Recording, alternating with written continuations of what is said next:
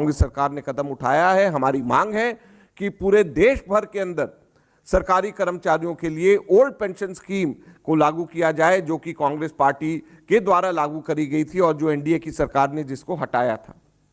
इसके साथ साथ मैं आपको यह भी कहना चाहता हूं कि यह कोई पहली बार ऐसा नहीं हुआ है कि एनडीए की और भाजपा की सरकार ने सरकारी कर्मचारियों के हितों पे कुठाराघात किया।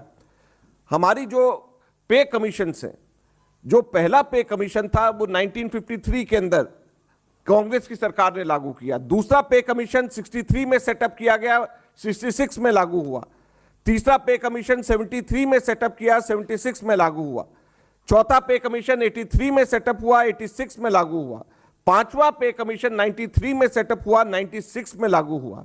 लेकिन जब छठा पे कमीशन 2003 में सेटअप होना था, वाजपेयी जी की सरकार थी, भाजपा की सरकार थी, पहली बार आजादी के बाद ऐसा हुआ कि वो पे कमीशन सेटअप ही नहीं हुआ। जब उसके बाद 2004 में कांग्रेस की सरकार आई, 2005 में मनमोहन सिंह जी ने छठा पे कमीशन सेटअप किया और छठा पे कमीशन की रिपोर्ट 2007 में रिपोर्ट आने के बाद में एक साल पुराने एरियर्स के साथ में 2006 के साथ में लागू हुई। और आप किसी भी सरकारी कर्मचारी से पूछ सकते हैं, आज तक के इतिहास में सबसे बेहतरीन पे कमीशन अगर कभी रहा है तो वो छठा पे कमीशन था, जो कि कांग्रेस की मनमोहन सिंह जी की सरकार ने श्रीमती सोनिया गांधी जी के नेतृत्व में जो सरकारी कर्मचारियों को तोहफा दिया। यही नहीं, 2013 में 7वां वेतन आयोग स्थापित भी कांग्रेस ने किया।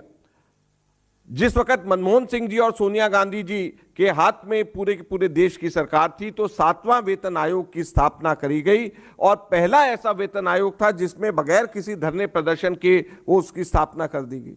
लेकिन दुख की बात यह है 2016 में जब ये रिपोर्ट इसकी लागू हुई तो 7वें वेतन आयोग की रिपोर्ट में कहा गया कि ये आखिरी वेतन आयोग है, अब इसके बाद कोई वेतन आयोग नहीं आएगा।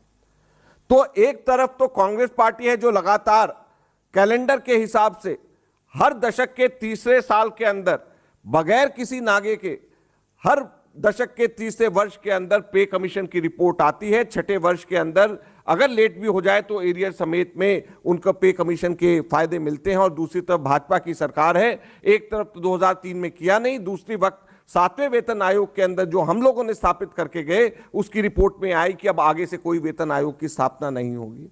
तो ये जितने भी सरकारी कर्मचारी हैं उनको ये समझ लेना चाहिए कि उनके हितों की रक्षा हमेशा हमेशा कांग्रेस पार्टी ने करी है और जिसका इस बार अब वापस राज्यों से जीता जागता उदाहरण अशोक गहलोत जी की कांग्रेस सरकार ने राजस्थान में किया है। और सरकारी कर्मचारियों के लिए जो ओल्ड पेंशन स्कीम की जो लागू करने के लिए कहा है, अब जितने भी वहां पे राजस्थान में सरकारी कर्मचारी हैं जिन्होंने 1 अप्रैल 2004 के बाद में जिन्होंने भी नौकरी ली है, उन सभी को यह ऑप्शन दिया जाएगा कि वो ओल्ड पेंशन स्कीम के अंदर शिफ्ट हो जाए और उनको उनकी पेंशन देने की जिम्मेवारी सरकार की रहेगी। ये बजट की एक बहुत बड़ी घोषणा है जिसका हम लोग पूरे हिंदुस्तान भर में हम कहते हैं कि हमको हमारी राज्य सरकारों को और केंद्र सरकार को करना चाहिए।